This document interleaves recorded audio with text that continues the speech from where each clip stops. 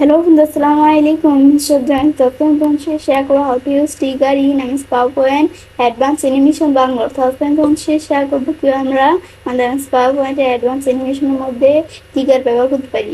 কাজটা করার ক্ষেত্রে আমরা কি করব? কাজটা করার জন্য এটা আমরা মিনিমাইজ করি।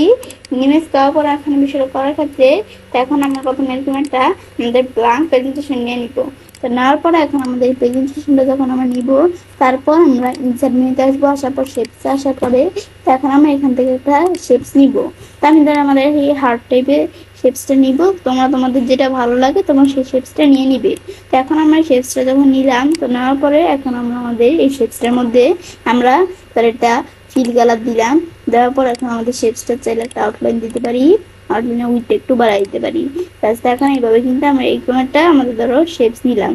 সেই জন্য চাইলে এদিকে আসার পরে আমরা মোর লাইন্স থেকে এমদের এগুলো বিষয়গুলো করতে পারি, কম্পাউন্ড পরে এইভাবে আমরা চাইলে এদের আমরা একটু আউটলাইনে উইথটা বাড়িয়ে দিলাম।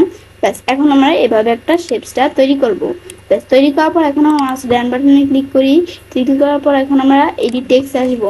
এখন এই টেক্সটটার মধ্যে এখন আমরা আমাদের এই ইয়ের মধ্যে শেপসের মধ্যে আমি ধরো এখান থেকে কোনো কিছু লিখতে পারি। আমি ধরো লিখলাম স্টার্ট।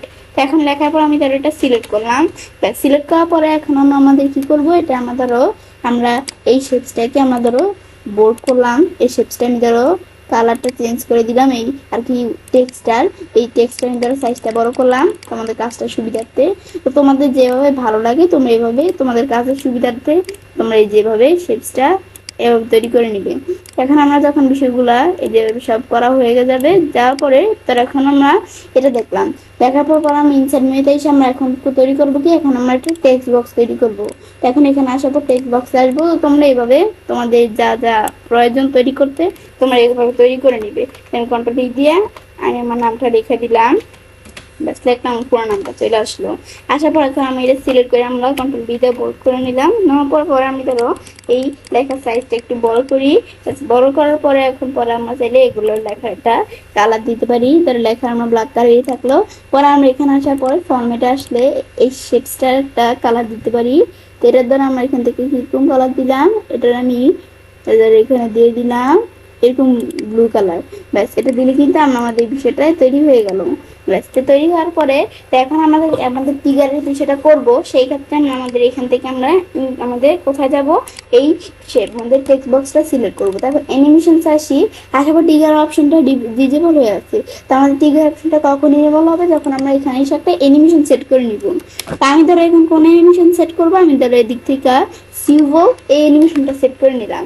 নেওয়ার পর এখন আমাদের কাজটা করব। তারপর আমরা এখান থেকে এইভাবে যখন আমরা বিষয়গুলো সেট করলাম, তারপরে এখন আমরা বিষয় যে সেট করলাম করার পর আমার টিগারের অপশনটা কিন্তু এখন ইনেবল হয়ে গেছে।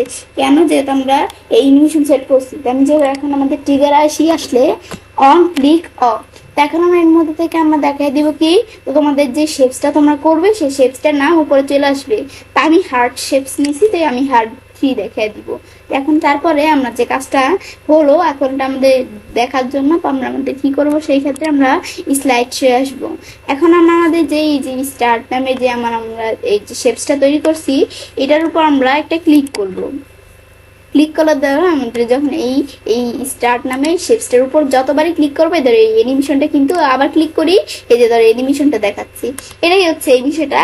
তারপর আমরা চাইলে কোনো পিকচার নিয়ে করতে পারি। ধরো আমি ইনসার্ট মেনু থেকে পিকচার আনার পরে এখান থেকে আমি ধরো এই পিকচারটা ইনসার্ট করলাম। করার পরে আমরা এই পিকচারটা ধরো এখানে টান দিয়ে নিয়ে এদের এখানে রাখলাম পিকচারটা।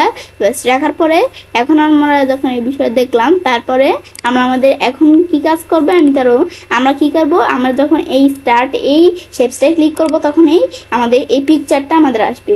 তো সেই ক্ষেত্রে আমরা অ্যানিমেশন চাই, সেই পিকচারটা একটা অ্যানিমেশন দিয়ে নেই। তো পিকচারটা আমি কিরকম অ্যানিমেশন দিলাম, তো আমি ধরো এরকম অ্যানিমেশন দিলাম, একটা ধরো এভাবে দেখলাম।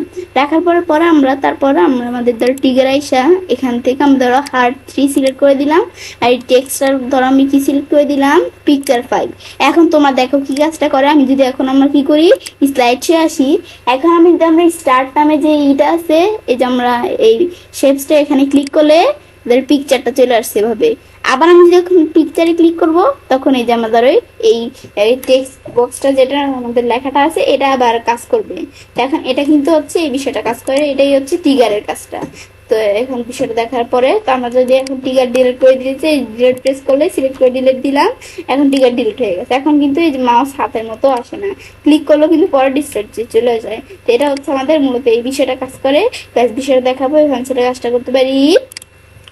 এবার আমরা খুব সহজে আমাদের এমএস পাওয়ার পয়েন্টে অ্যাডভান্স অ্যানিমেশনের মধ্যে টিকার ব্যবহার করতে পারি। ফ্রেন্ডস, আজকের ভিডিও তোমাদের ভালো লাগে তো আমার চ্যানেলটি সাবস্ক্রাইব, লাইক করুন, সবার সাথে শেয়ার করবে।